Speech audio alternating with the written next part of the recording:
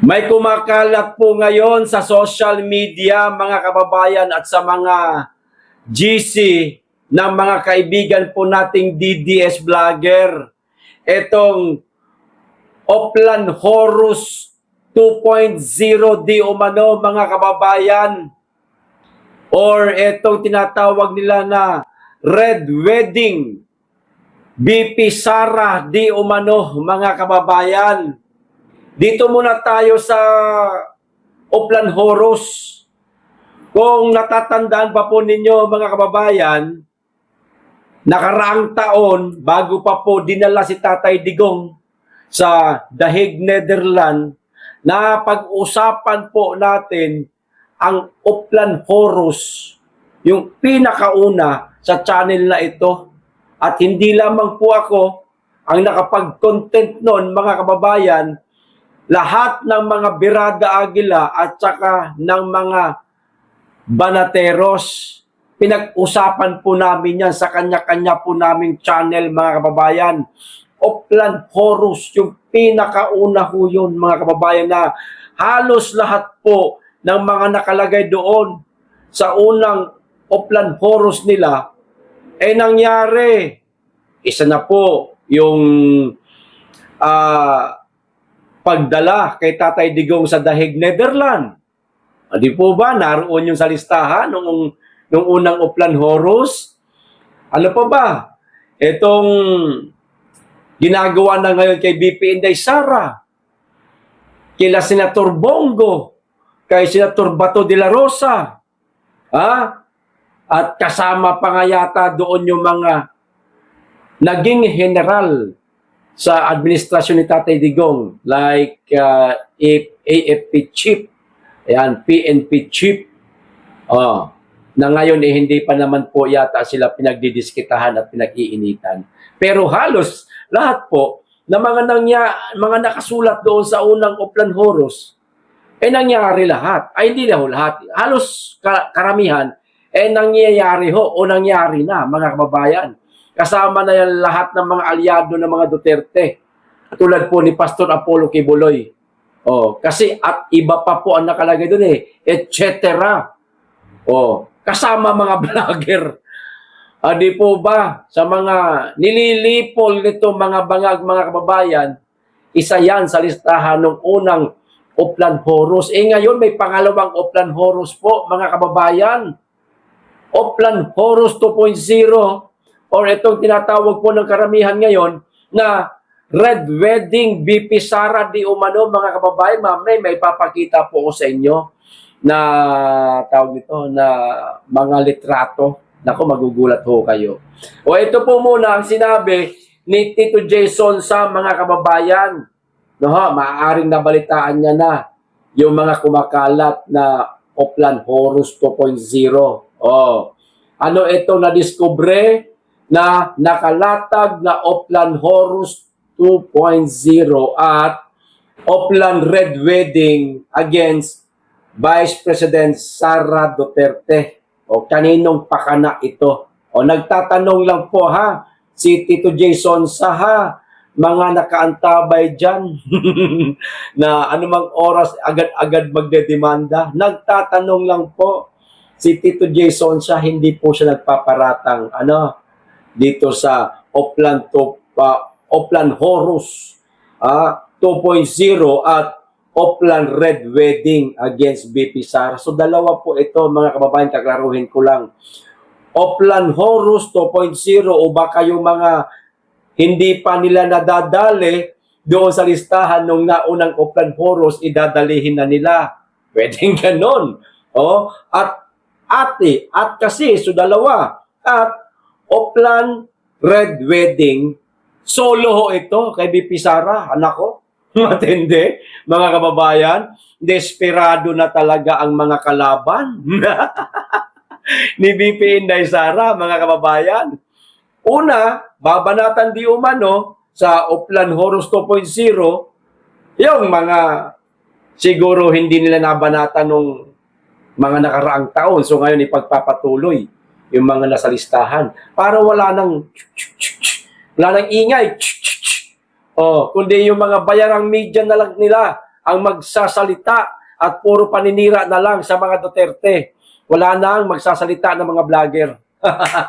O kaya mga individual na nakasuporta sa mga Duterte. O kaya yan, Oplan Horus 2.0. Ang nakakatakot, etong Oplan Red Wedding po para kay BP Inday Sara. Red Wedding. Di umano ha, lahat ito di umano. Yan, kaklaruhin ko ha. Oh, di umano. Kumakalat po ito sa social media.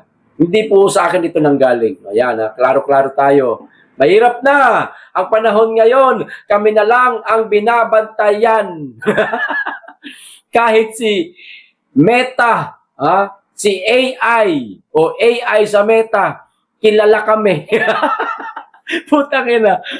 Tinanong ko minsan, sino yung mga vlogger na mga DDS? Kasama ako mga kababayan at siya naman talagang totoo mga kababayan. Ngayon, balik tayo sa Oplan Horus. Etong kay BP Inday Sara, nako, mga kababayan, ito po ang pinaka-nakakatakot sa lahat. Dahil nga desperado na sila siguro na talagang gusto nilang mawala na sa mapa si Inday.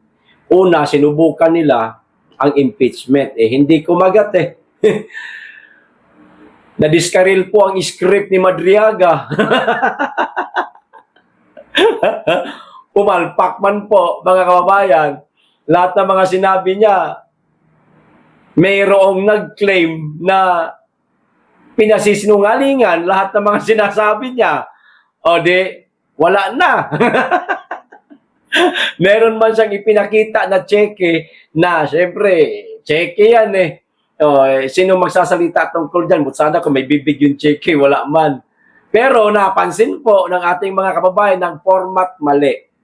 Bakit daw naka-highlights ang amount na kadalasan kung ano ang kulay ng text sa nasabing cheque, yun din ang kulay mismo ng amount. Pero bakit naka-highlight yung amount ng cheque? At meron pa silang napansin, itong di umano'y dalawa ang serial number, ibig sabihin magkaparehas ang serial number sa dalawang cheque. Pwede ba yun?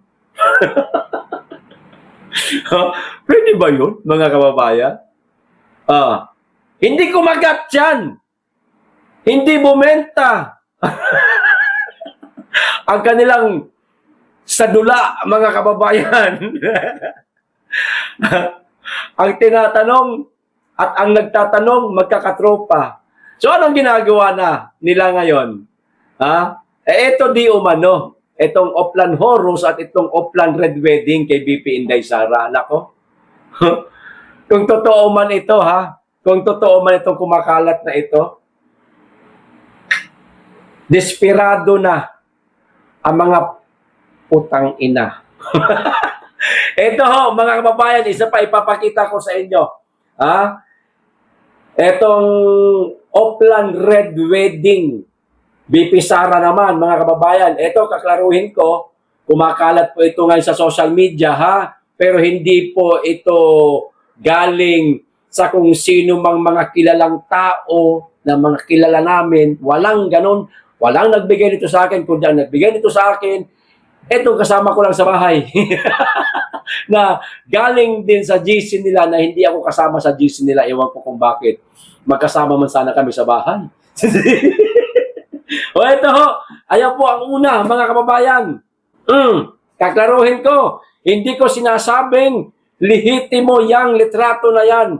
Yang nakalagay ho dyan na di umano ang merong titulo, mga kababayan, na Oplan Red Wedding. Naku po, mga kababayan, Oplan Red Wedding, Ito basahin ko lang ng kapiraso. Situation, Duterte camp form a core pillar of the axis of evil and must be utterly eradicated before 2028 election. Boom. Di ba? Mission, ito. To ensure the administration can finish its term and to prevent Sara from winning in 2028 election. Di umano, mga kababayan, Yan po ang number one, mission di umano nila yan, mga kababayan, ha? Unang kung binasa, situation di umano nila yon. Pangalawa, mission di umano. Huwag nakalimutan yung di umano, delikado tayo dyan. Objectives, mga kababayan, conduct expensive, naku po, expensive talaga, operations to immobilize the key figures of Duterte camp. Parang kailangan masilipan nila ang Duterte camp. So anong gagawin nila? Kinakailangan nilang magbayad ng malakihan, mga kababayan. Expensive operation daw ito. So ibig sabihin, itong operasyon na ito talagang gagastusan, lalagakan ng pondo di umano. Parang ganun ang sabi rito, mga kababayan, sa objectives. Ito pa, pangalawang objectives, ha? Conduct information operations to counter Duterte camps propaganda and to promote the achievements of the administration. Okay, kita nyo na? And to promote the achievement of the administration. Ano ba nangyayari ngayon? Di ba, mga kababayan? Puro magaganda lang po ang mga nakikita natin.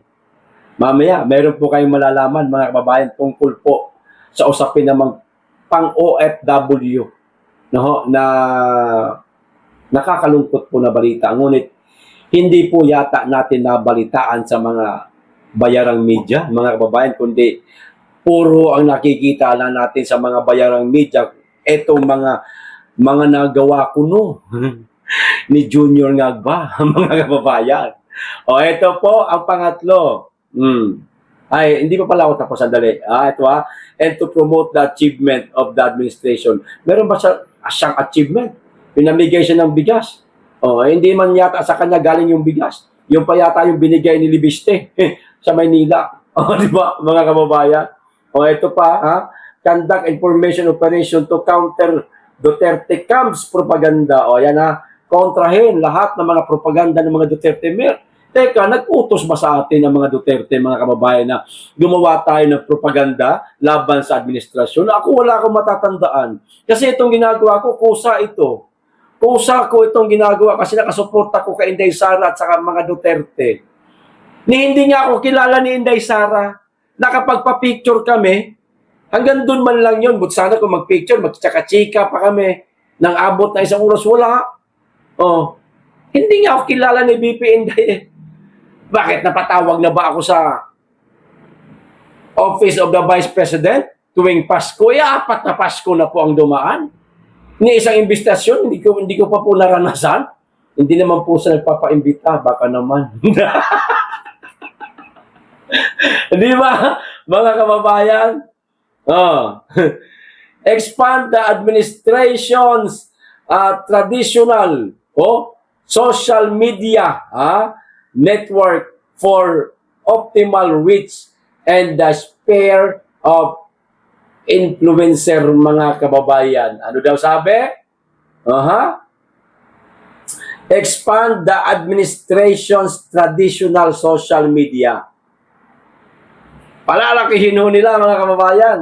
Siguro itong kanilang mga influencer palpak walang kaya sa mga DDS vlogger.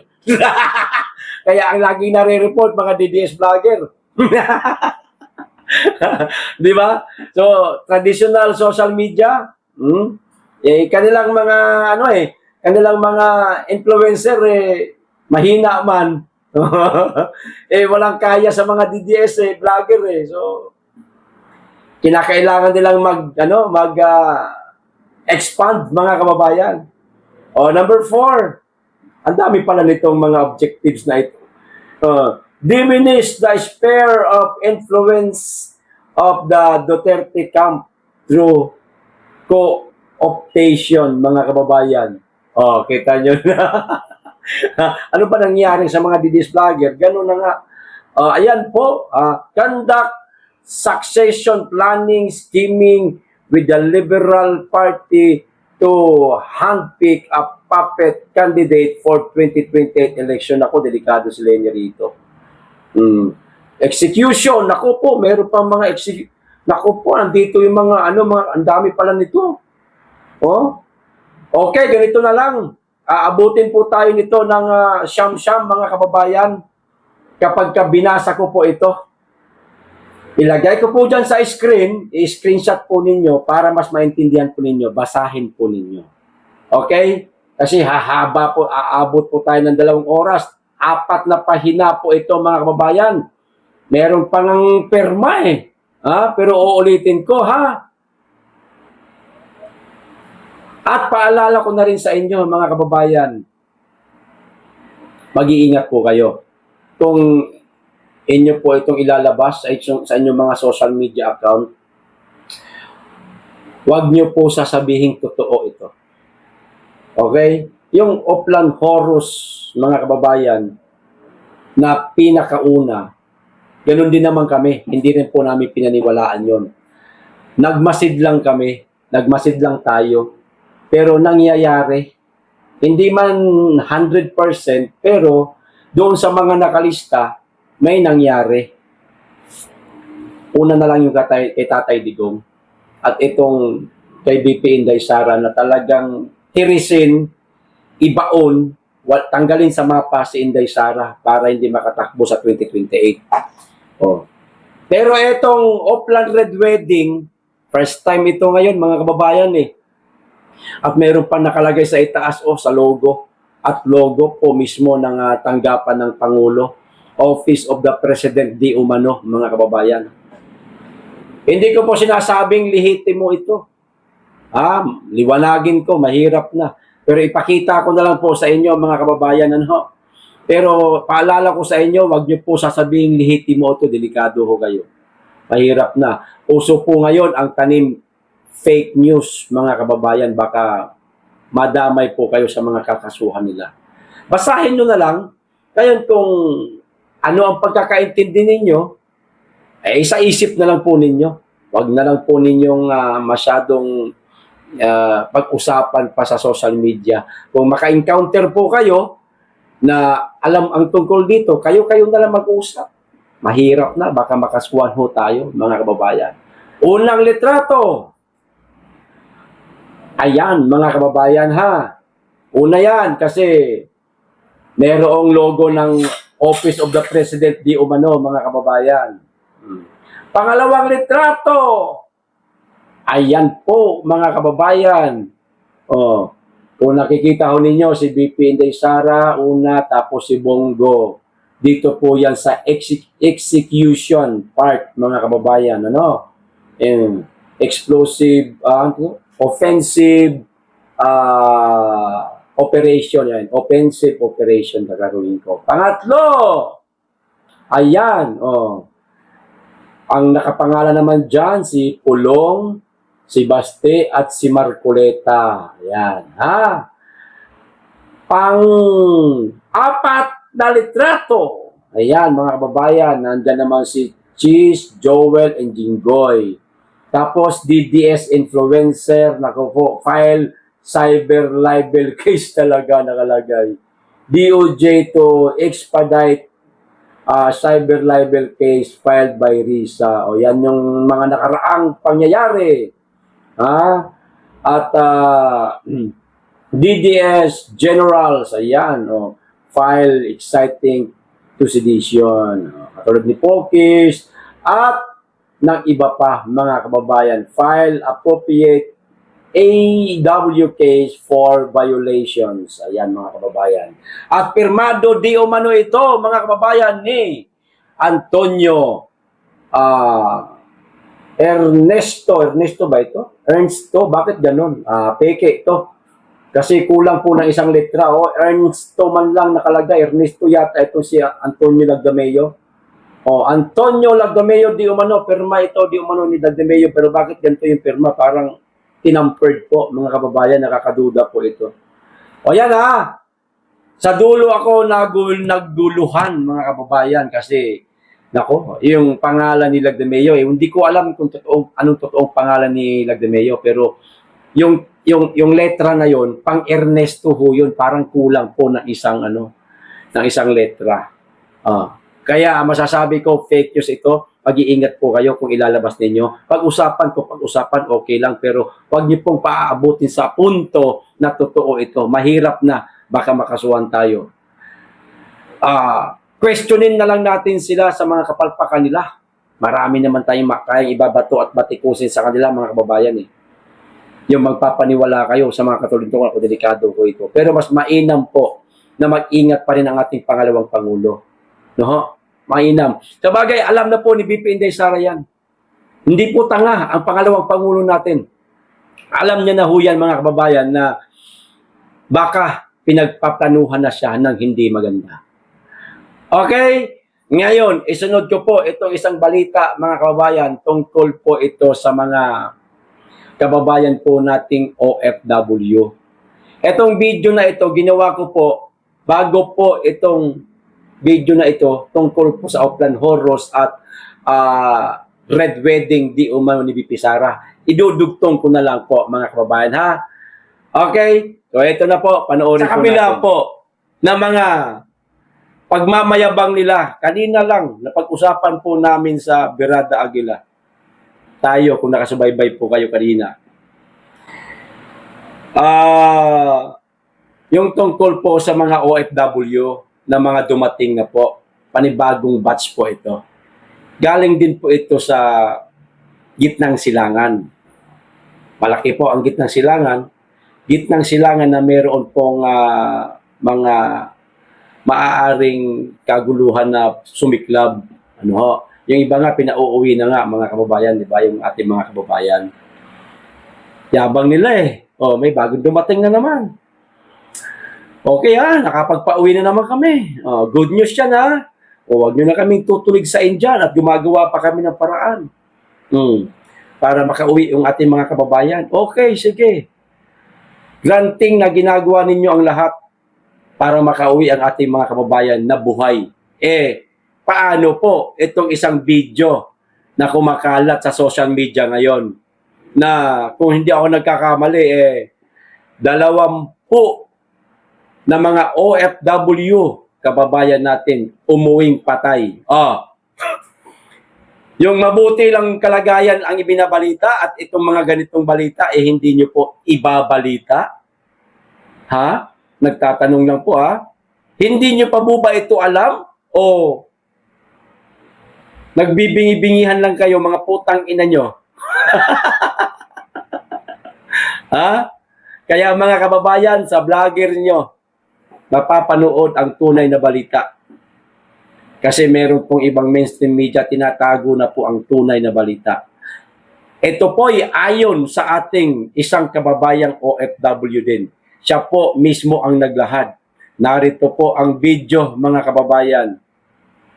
Lilinawin ko, hindi ko po ito basta-basta pinaniniwalaan. Pero kung totoo man ito, mga putang ina sila. Ang ibinabalita lang nila, yung mga magaganda.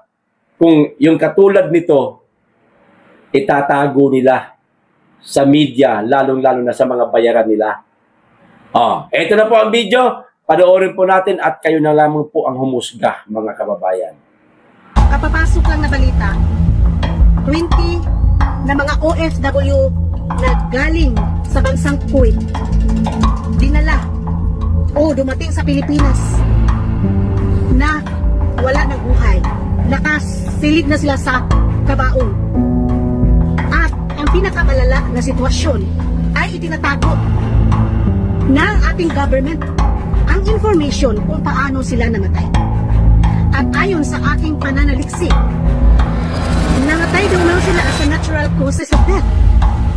At mayroong mga background check na ang mga OFW na ito ay inaabuso.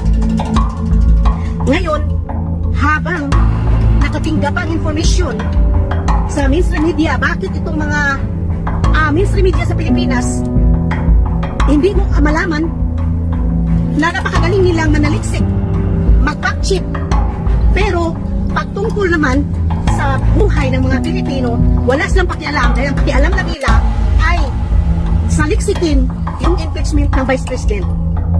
Dito nagagalit ang mga tao. Dito nagagalit ang mga Pilipino. Kaya hindi kayo magtataka na bakit ulilat pa rin kayo sa rating.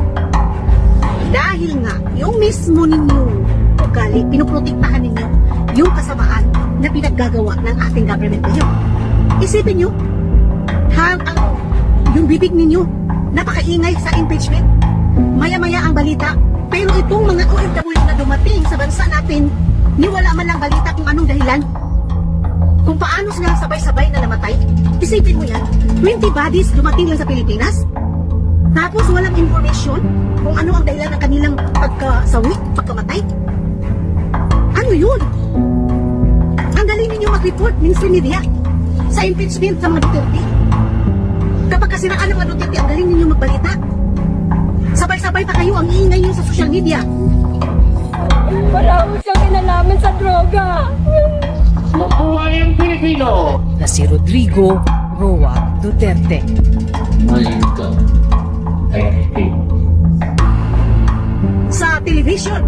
Pero itong dumating na 20 bodies na OFW galing Kuwait, hindi man yun maibalita kung paano, kung anong mga dahilan ng kanilang kasawian.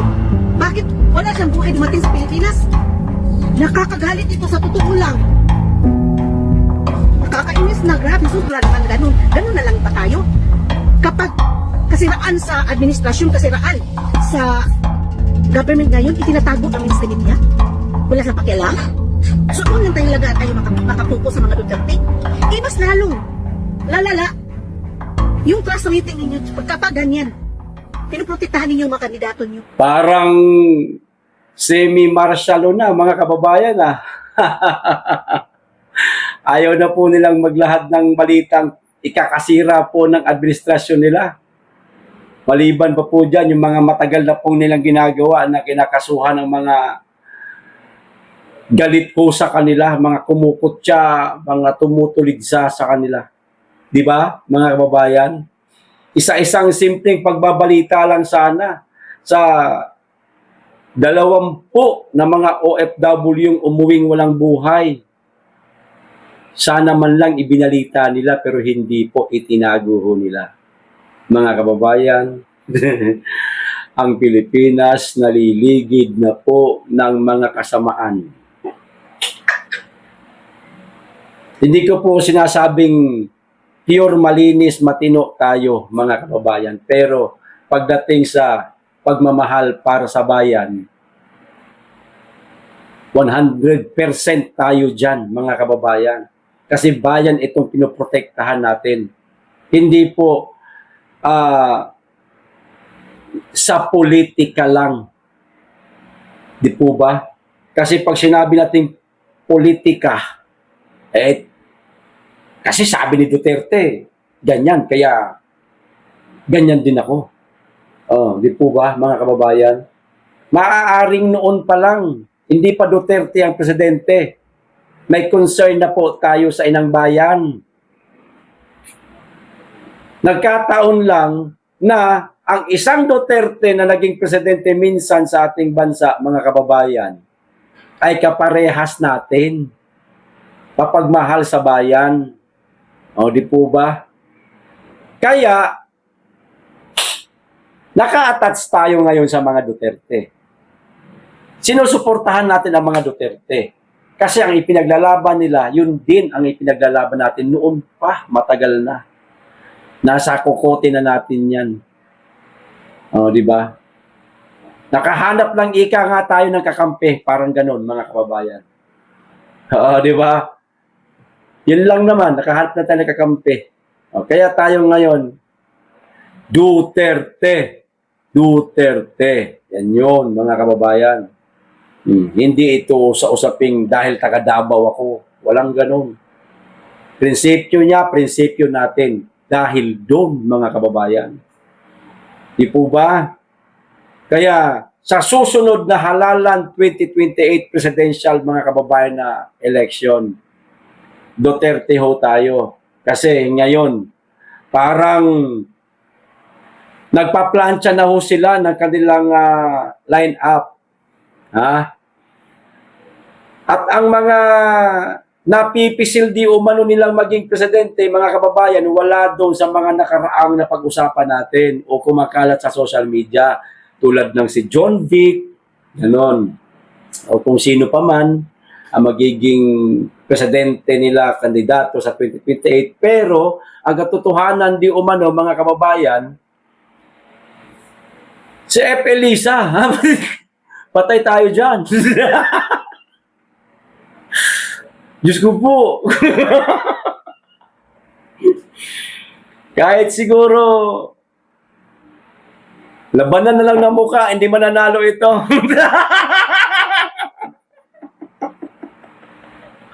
Labanan ng mukha kay Inday Sara ba? Ibig ko sabihin. Hindi po ito mananalo, mga kababayan. Tapos tatakbong presidente, ay nagtatanong na naman po tayo. Hindi naman po tayo naniniiguradong sinabi talaga ito nila. So, ito po ang balita, mga kababayan. No? Natawa nga ako na makita ko ito relates yung balita ito. Sabi ko, totoo kaya ito? Sabi ko, sige, sabihin natin sa kanila para malaman din, pagtawanan din nila itong Lola Kokak natin. Ito na. Breaking news! Breaking news! Utangin na. Liza Marcos for president. Walang question mark, walang tuldok, wala lahat, mga kababayan. Ayon kay Secretary Tony Serelies, kabilang si First Lady Liza Araneta Marcos sa mga pinaka-qualifikadong maaaring maging susunod na Pangulo ng bansa. Pinaka-kwalipikado daw, mga kababayan. Sabi po nitong si Secretary Tony. Sino ba ito? Hindi ko makilala. Saan to Secretary itong mama na ito? Ha? Saan to? Anong departamento ito, mga kababayan? Sige. Yan ang sabi niya, di sige. Pagbigyan natin siya, mga kababayan. Taglay ni Araneta Marcos ang sapat na kakayahan at karanasan upang pamunuan ang bansa sa hinaharap. Teka, anong sinasabi po ninyo, Secretary Tony, na karanasan? Naging politiko ba itong si Liza Marcos? Naging mayor ba ito? Naging congressman? Naging senadora?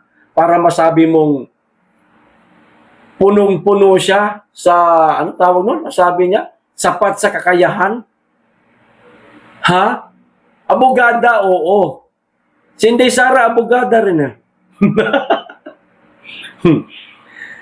Parehas lang sila na pinag-aralan eh.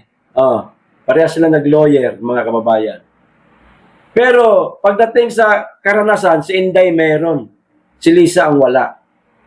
Di ba?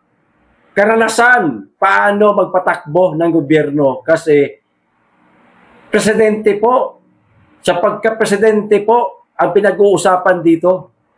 Kung tumakbo siyang presidente at manalo siya, talaga ba? Sigurado ko dyan sa sinasabi mo, Secretary Tony, na merong karanasan ito sa panunungkulan. Paano mo nasabi? Sir, paano mo nasabi? Nasabi niyo po ba? Kasi hindi niyo po sinabi dito na naging politiko ito, pero maliwanag po dito sa sinabi ninyo na sinabi po ninyo na may sapat na kakayahan at karanasan. Saan po nakaranas si Liza Marcos ng pagiging pinuno? Kahit man lamang yata siguro sa barangay council, wala. Di ba, mga kababayan? Isa pa, sige, pagpalagay natin, totoo yung sinasabi niya. Maglaban na lang po sa 2028. Ganun na lang. Maglabas na kayo ng line-up ninyo. Kung sino-sino na ang magiging presidente ninyo. O, vice-presidente.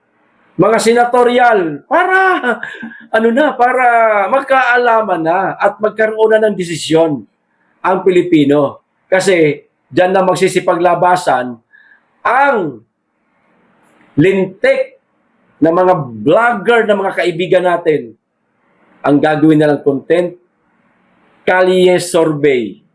Diyan pa lang makikita na ng publiko kung sino ang susuportahan ng publiko. Maglabas na kayo! O kasi kami, meron na eh. Kami, Duterte diehard supporter, meron na kami. Presidente namin si Inday. Wala pang busy. Kasi wag daw muna ipaalam, baka mamaya ay pag-initan. Oh. So tama, bright, di ba? Mga senatorial, nariyan na. Sabihin na lang natin yung Duterte noong nakaraang 2025 election, dadagdagan na lang ng 2. Okay? Eh kayo, meron na ba? Presidente nyo si Leni. Pero tumanggi naman si Leni. Oh, ha? Tumanggi si Leni. Sino ba talaga presidente ninyo sa 2028? Totoo bang si Lisa Marcos? Ha? Oh, Lisa Marcos for president? Tanong po ito ng political outlook, mga kababayan. Okay, mga kababayan? Sa palagay nyo, mananalo ang isang utang na kakasala tayo nito, astagfirullah. Mami? Mami na lang nga, utangin na kasala tayo nito eh. Napapamura na nga tayo, haram nga yan eh, taragis. Dagdagan pa natin. Astagfirullah. Oh, mami. Oh, yan. Hindi naman siguro masama tawagin mami. Mami man talaga ito. Mami. Ayan sa pangalan na. Muntik ko na masabing letter K, mga kababayan. Oh, Mami Lisa. Oh, yan, sige. At saka Mami Inday. Oh, kanino po? Kanino po kaya, mga kababayan, papanig ang sambayan ng Pilipino sa halalan 2028? Kay Mami Lisa o kay Mami Inday? Paki-comment. Hanggang dito lang po. Maraming salamat. Mag-iingat kayo lagi at higit sa lahat. Mahalin po natin ang Pilipinas.